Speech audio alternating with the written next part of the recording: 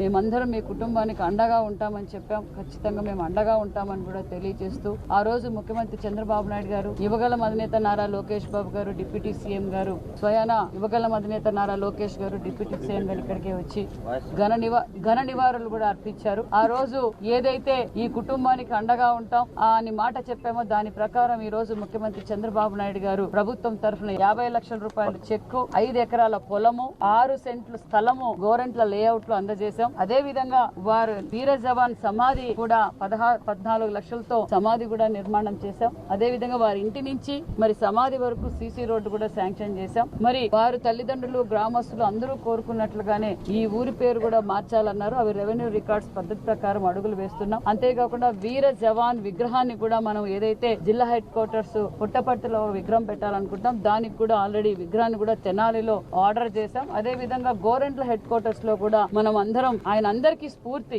యువతకు ఒక స్ఫూర్తి, ప్రతి ఒక్కరికి ఈ వీర జవాన్ మురళీ నాయక్ అందరికీ స్ఫూర్తి. దానికి గాను విగ్రహం కూడా ఏర్పాటు చేస్తున్నాం. వారి తల్లిదండ్రులకు ఎప్పుడు ఎల్లవేళలా మేమంతా అండగా ఉంటామన్న విషయం కూడా తెలియజేస్తున్నాం.